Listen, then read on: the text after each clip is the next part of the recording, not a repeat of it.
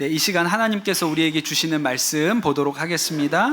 사도행전 22장 3절에서 11절 말씀입니다. 사도행전 22장 3절에서 11절 말씀입니다. 제가 말씀 읽도록 하겠습니다. 나는 유대 사람입니다. 나는 길리기아의 다소에서 태어나서 이 도시 예루살렘에서 자랐고 가말리엘 선생의 문화에서 우리 조상의 율법의 엄격한 방식을 따라 교육을 받았습니다. 그래서 나는 오늘날 여러분 모두가 그러하신 것과 같이 하나님께서 열성적인 사람이었습니다. 나는 이 도를 따르는 사람들을 박해하여 죽이기까지 하였고 남자든 여자든 가리지 않고 묶어서 감옥에 넣었습니다. 내 말이 사실임을 대제사장과 모든 장로가 증언하실 것입니다. 나는 그들에게 다마스쿠스에 있는 동포들에게 보내는 공문을 받아서 다마스쿠스로 길을 떠났습니다. 나는 거기에 있는 신도들까지 잡아서 예루살렘으로 끌어다가 처벌을 받게 하려고 했던 것입니다. 가다가 정오 때쯤에 다마스쿠스 가까이에 이르렀는데 갑자기 하늘로부터 큰 빛이 나를 둘러 비추었습니다. 나는 땅바닥에 엎어졌는데 사울아 사울아 내가 어찌하여 나를 핍박하느냐 하는 소리가 들려왔습니다. 그래서 내가 주님 누구십니까 하고 물었더니 그는 나에게 대답하시기를 나는 내가 핍박하는 나사렛 예수이다 하셨습니다. 나와 함께 있는 사람들은 그 빛은 보았으나 내게 말씀하시는 분의 음성은 듣지 못하였습니다. 그때 내가 주님 어떻게 하라 하십니까 하고 말하였더니 주님께서 내게 말씀하셨습니다. 일어나서 다마스쿠스로 가거라. 거기에는 내가 해야 할 모든 일을 누가 말해줄 것이다. 나는 그 빛의 광채 때문에 눈이 멀어서 함께 가던 사람들의 손에 이끌려 다마스쿠스로 갔습니다. 아멘. 하나님의 말씀입니다. 이제 며칠만 있으면 2024년이 끝나고 2025년 새해를 우리가 시작하게 됩니다. 그 2025년에 전 세계적인 큰 변화 중에 하나가 1월에 미국 대통령이 바뀌는 일입니다. 도널드 트럼프가 다시 미국의 대통령이 되어서 1월 22일에 취임한다고 하잖아요. 전 세계가 긴장을 하고 있습니다. 트럼프가 이번에 선거를 하면서 러닝메이트로 부통령 후보로 나온 사람이 제이디 벤스라는 사람이거든요. 저보다도 나이가 어립니다. 젊은 사람이죠. 이 제이디 벤스가 썼던 한 권의 책 때문에 부통령이 되었다고 해도 과언이 아닌 사람이거든요. 힐빌리의 노래라는 책을 써서 그 책이 영화로도 나오고 엄청난 베스트셀러가 되면서 미국의 부통령까지 된 사람입니다. 힐빌리가 뭐냐? 그냥 이렇게 하면 우리말로 번역하면 촌놈 정도로 번역하면 된다고 뭐 그렇게 얘기를 하더라고요. 트럼프가 처음 대통령이 되었을 때 전 세계가 깜짝 놀랐습니다. 미국 사람들도 다 깜짝 놀랐죠. 왜냐하면 트럼프가 될 줄 몰랐거든요.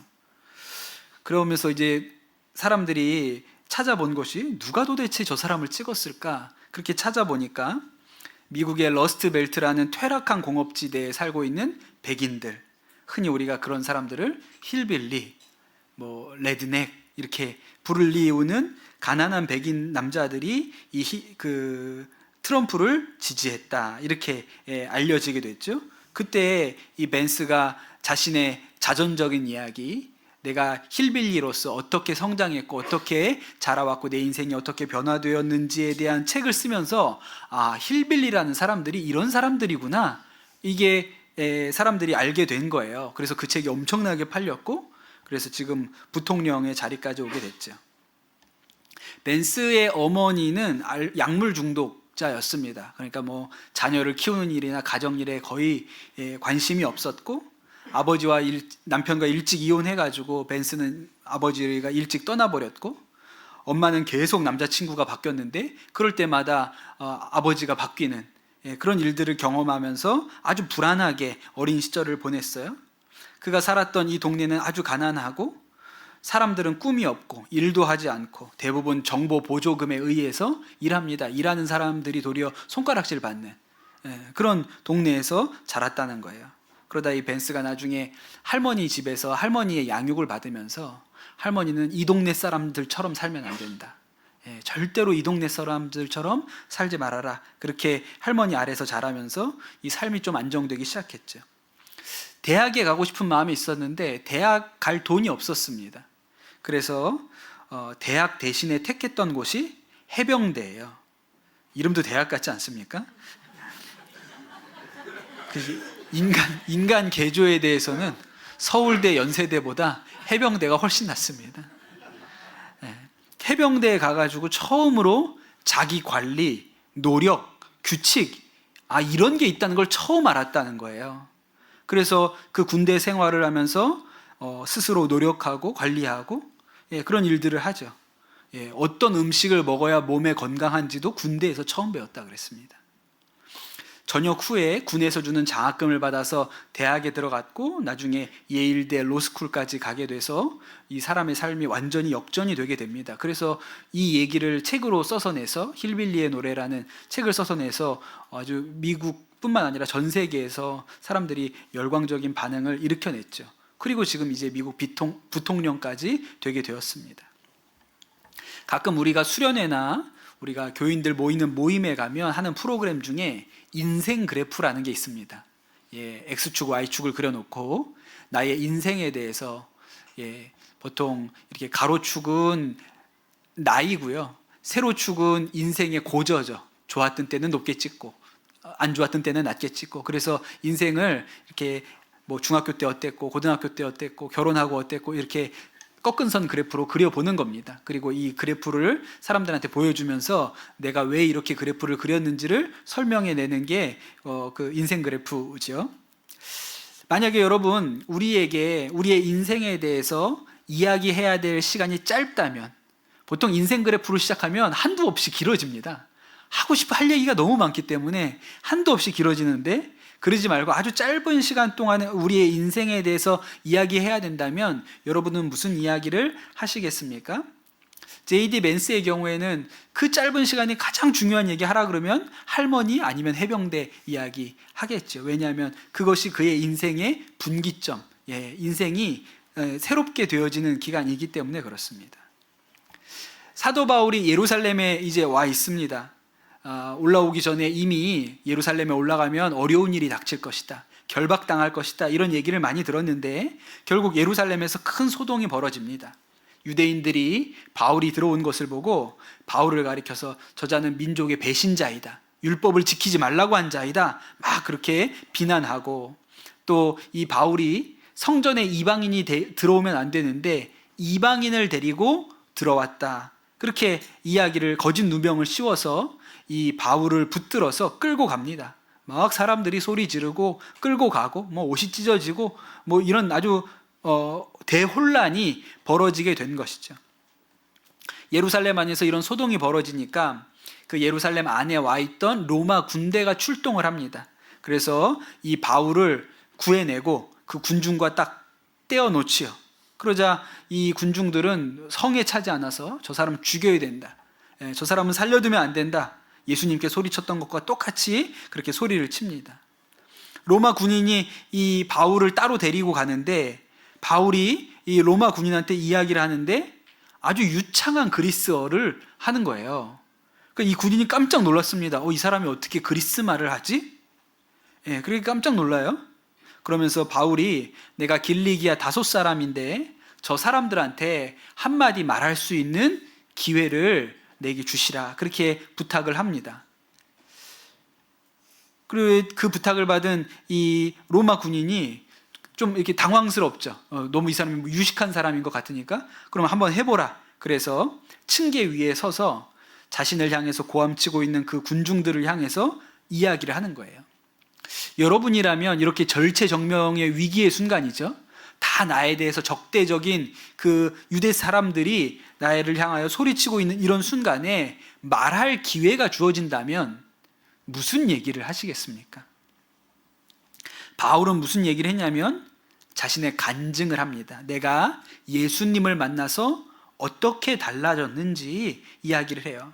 내가 원래는 유대 사람이고 길리기아 다소에서 태어났고 가말리엘 문화에서 공부했고 또 하나님을 아주 열성적으로 하나님을 열성적으로 믿어서 예수 믿는 사람들을 박해하고 죽이는 일을 하던 사람이다. 그렇게 이야기를 시작하죠. 그런데 내가 다마스쿠스로 예수 믿는 사람들을 잡으러 가던 날에 갑자기 하늘에서 큰 빛이 비추고 사울아 사울아 내가 왜 나를 핍박하느냐 음성을 듣고 누구십니까? 그랬더니 내가 핍박하는 예수다. 그렇게 그 길에서 예수님을 만나게 되죠.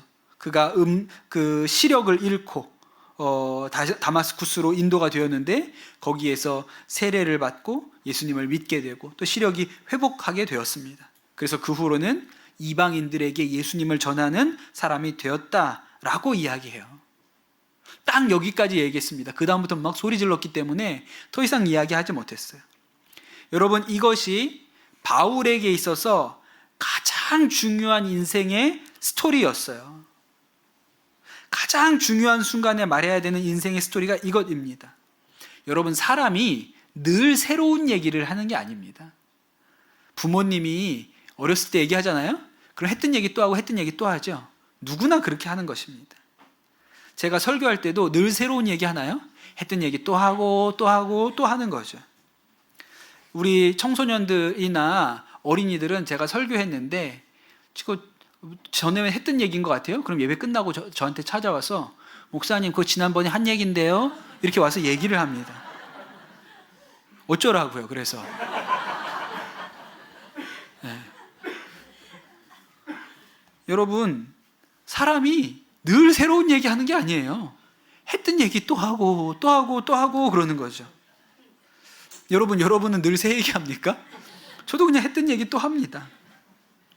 여러분들이 저한테 와가지고 우리 청소년들이 목사님 그거 지난번에 들었던 얘기인 것 같은데요? 왜 그렇게 얘기하냐면 예의가 없기 때문에 그렇게 하는 거예요.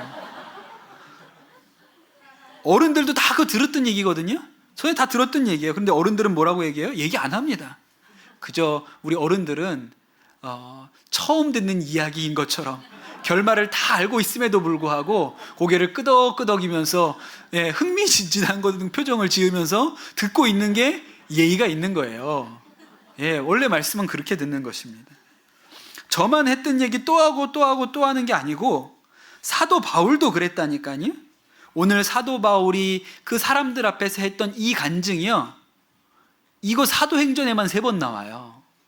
다른 바울 서신에도 여러 번 나옵니다. 그러니까 바울도 늘 새로운 얘기 한 사람이 아니고 어디 가서 설교하라 그러면 한 얘기 또 하고 또 하고 또 하던 얘기예요. 그 중에 제일 중요한 얘기가 뭡니까? 내가 다마스쿠스 가는 길에 예수님을 만나서 내 인생이 변화되었다, 이 얘기를 하는 것이죠. 제가 유기성 목사님 밑에서 거의 20년 가까운 세월을 부목사를 했지 않습니까? 제가 유기성 목사님 했던 얘기를 얼마나 많이 들었겠어요.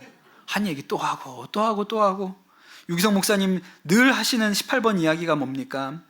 군대에서 훈련 받다가 다리를 다쳐가지고 통합병원으로 이송됐는데 이제 수술을 해야 된다 그러는데 아무리 아버지한테 전화를 해도 연락이 안 되고, 그래서 전전긍긍하다가 그때 하나님께서 깨닫게 하신 게 내가 하나님 믿지 않고 살았구나. 내가 이렇게 어려운 상황에도 아버지만 찾을 줄 알지 하나님 찾을 줄 모르니까 내가 완전히 가짜로 살았구나. 그러다가 수술을 앞두고 하나님, 내가 이 다리 바치겠습니다. 장애인 돼도 좋으니까 하나님 사람 되게 해주십시오 라고 하시는 얘기를 제가 몇 번 들었을까요? 수도 없이 들었죠. 그래서 어떤 때는 그때 부러졌던 게 내 다리인가 목사님 다리인가 이렇게 헷갈릴 정도로 그렇게 많이 들었어요. 제 목회에 영향을 많이 주셨던 분들이 계시죠.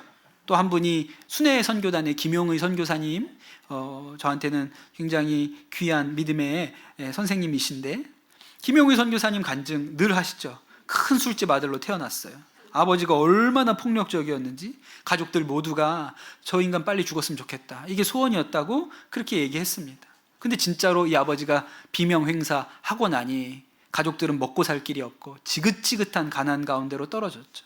중학교 중퇴하고 왜 살아야 되는지, 그냥 이 술집 아들로 태어난 인생이 너무 저주스럽고 자살하고 싶고 그런 청년이었다고 했습니다. 그런데 우연히 교회 가게 됐다가 거기서 하나님이 나를 사랑하신다. 하나님이 세상을 이처럼 사랑하사. 맨날 이거 하시는 거 아니에요? 이처럼 사랑하사. 예. 술집 아들도 사랑한다. 하나님께서 나 같은 술집 아들도 사랑한다. 그때부터 예수에 홀랑 미쳐가지고 돌아다니기 시작했다. 예수님 전하고 돌아다니고 시작했다. 그렇게 이야기하시죠. 하도 많이 들어가지고 내가 술집 아들이었나? 이런 생각이 들 만큼 많이 들었죠. 또 한 분 소개해드리면 박보영 목사님. 예, 박보영 목사님. 할아버지도 목사요, 아버지도 목사요. 늘 이렇게 출발하시잖아요. 할아버지도 목사고 아버지도 목사님인데 왜 이렇게 교회 가면 사람들이 맨날 싸움박질만 하는지, 아우 지긋지긋하다. 저 인간들은 하나님 없구나. 저 인간들 보면 하나님은 절대로 없다. 그래서 목사 안 되고 의사가 되었죠. 예, 부자로 부족할 것 없이 떵떵거리면서 살다가 심장에 심각한 문제가 왔다고 했습니다. 병원에 갔더니 내일 죽어도 이상할 게 없다. 그냥 이거는 이렇게 심장이 뛰다가 멈추면 죽는 것이다. 그렇게 진단을 받았는데, 야, 죽기 전에 그래도 내가 하나님 앞에 살려달라고 기도라도 한번 하고 죽어야지. 그렇게 생각을 해서 그 마가다락방 기도원에 가셨다고 하잖아요. 그 얘기 들어보면 갔는데 처음 보는 아주머니가 목사님 보고 오늘 12시에 하나님이 만나주신다니까 12시에 기도하고 계세요. 그래가지고 이게 무슨 말 같지도 않은 소린가.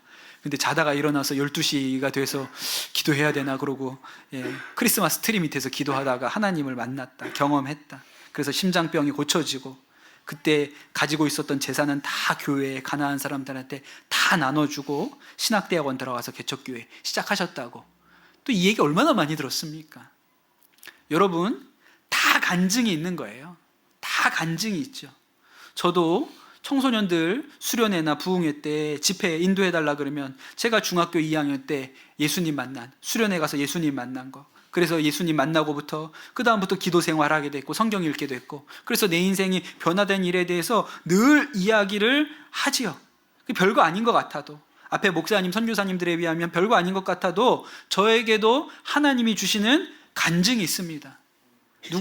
누가 저에게 딱 5분만 얘기할 기회를 준다 그러면 다른 이야기 할 건 뭐 있습니까? 예수님 만나고 내 인생이 어떻게 달라졌는지 그 이야기 하는 것이죠. 여러분, 간증 있는 인생을 살게 되시기를 축복합니다. 오늘 제자훈련 수료식 하면서 우리 서우성 집사님, 윤지혜 성도님 간증하셨잖아요.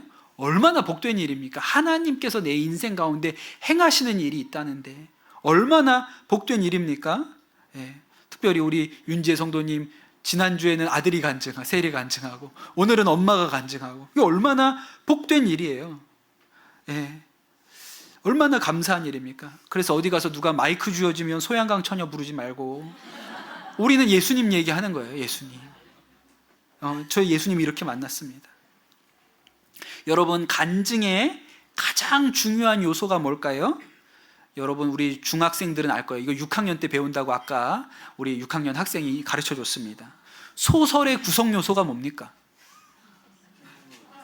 6학년 때 배우는 거래요. 6학년 때. 소설의 구성 요소.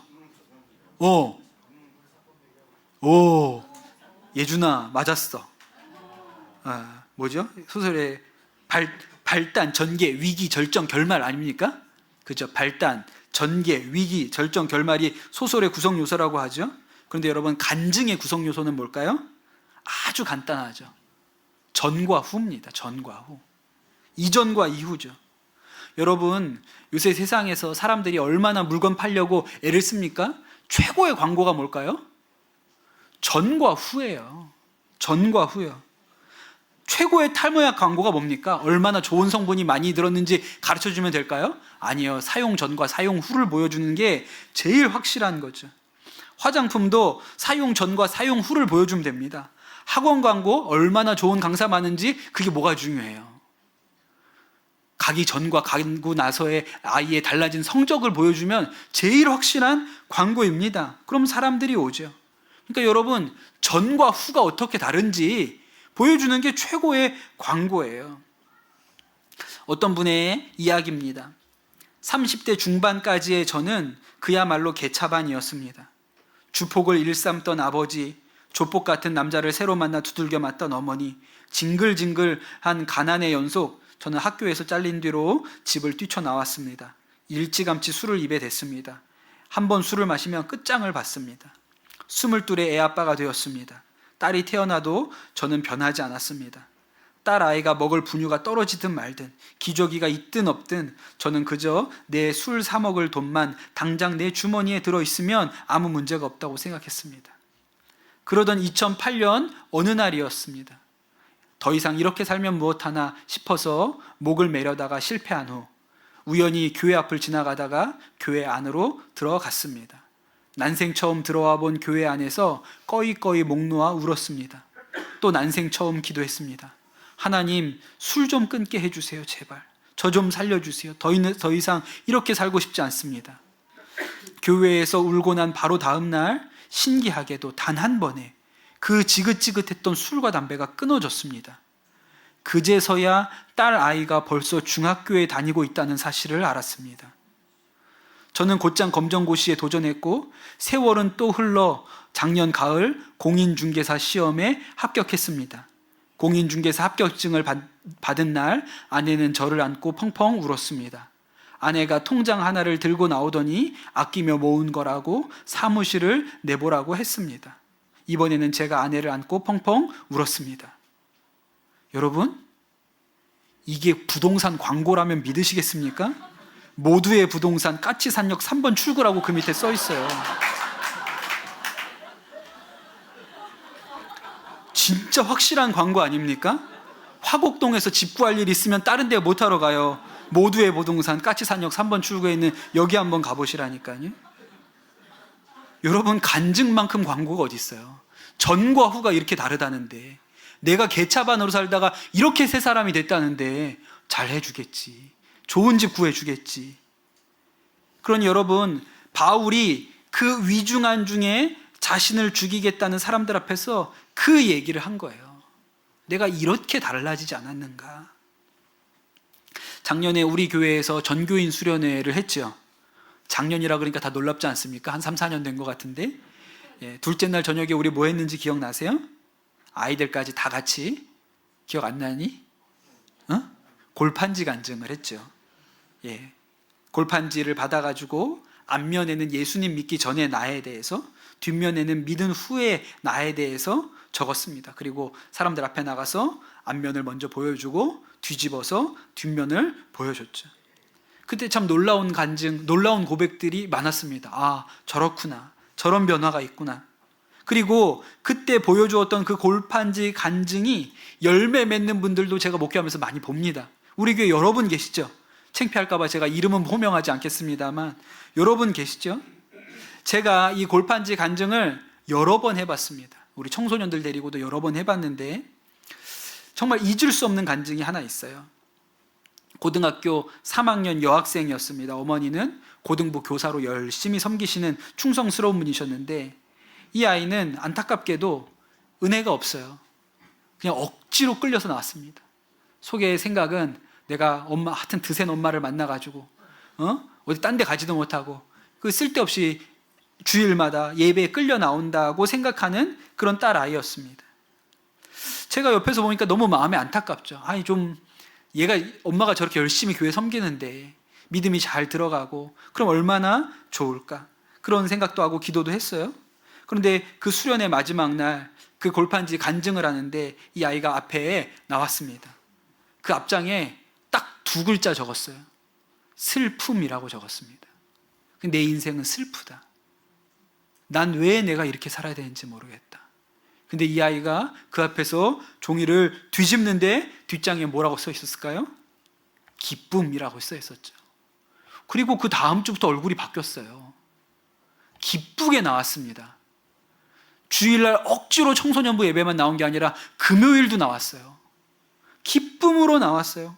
얼마나 놀랍습니까? 사도 바울한테 더 짧은 시간, 말할 시간 없다고, 당신 말할 시간 없다고 골판지 한 장 주면서 앞에 하나 쓰고 뒤에 하나 써시오. 그러면 사도 바울이 뭐라고 썼을까요? 예수 믿기 전에 앞에는 핍박자라고 썼겠죠. 근데 뒤집어 보니까 뒤에 전도자라고 썼습니다. 여러분, 이것이 간증입니다. 사랑하는 성도 여러분, 저는 우리가 2024년을 마무리하고 이제 2025년을 시작하는데 여러분에게 하나님께서 새로 주시는 이 2025년이 여러분의 간증으로 채워지시기를 예수님의 이름으로 축복합니다. 내가 예수님을 만났는데 간증할 것이 없다? 여러분, 그런 인생은 없습니다. 오늘 예배 끝나고 돌아가다가 길거리에서 연예인 누구 하나만 봤어도 그날 끝나고 집에 가서 얘기할 거예요. 누구 봤다고. 그런데 예수님을 만났는데 할 얘기가 없다? 내가 예수님을 만났는데 할 얘기가 없다? 여러분, 그런 인생은 없습니다. 여러분, 이 하나님께서 우리에게 또한 선물로 주시는 이 복된 2025년이 여러분이 예수님을 경험한 간증으로, 전과 후가 다른 간증으로 채워지시는 은혜가 우리 모든 성도들에게 임하시기를 예수님의 이름으로 축복합니다. 우리 같이 기도합시다. 이 시간 기도하실 때 하나님, 우리가 간증에 있는 새 삶을 살게 하여 주시옵소서. 예수님을 만난 놀라운 경험이 있는, 할 이야기가 있는, 전과 후가 다른 그런 간증의 삶을 살게 하여 주시옵소서. 이 시간 우리 합심해서 기도하겠습니다. 하나님, 지난 한 해 우리에게 은혜 주시고 돌보신 주님을 찬양합니다. 하나님, 우리의 하나님께서 우리 가운데 주시는 새해 가운데 우리의 인생이 하나님이 주시는, 우리가 예수 그리스도를 경험한 간증이 넘치는 한 해가 되게 하여 주시옵소서. 우리가 예수님을 만났다고 하면서 교회 나온다고 하면서도 이야기할 것이 하나도 없는 그런 하나님 인생 살지 아니하기를 원합니다. 하나님을 만난 감격이 있고 이야기가 있고 전과 후가 다른 하나님 그러한 인생 살게 하여 주시옵소서. 전에 끊지 못하였던 것들이 끊어지는 은혜의 역사가 있게 하여 주시고, 전에 용서하지 못하고 사랑하지 못하였던 것들이 되어지는 은혜의 역사가 있게 도와주시고, 하나님께서 우리의 삶 가운데 일으키시는 놀라운 은혜들이, 생명들이 일어나는 놀라운 간증이 우리 모든 성도들 삶과 가정 가운데 임하게 하여 주시옵소서. 감사합니다. 모든 말씀 우리 주 예수 그리스도의 이름으로 기도드립니다. 아멘.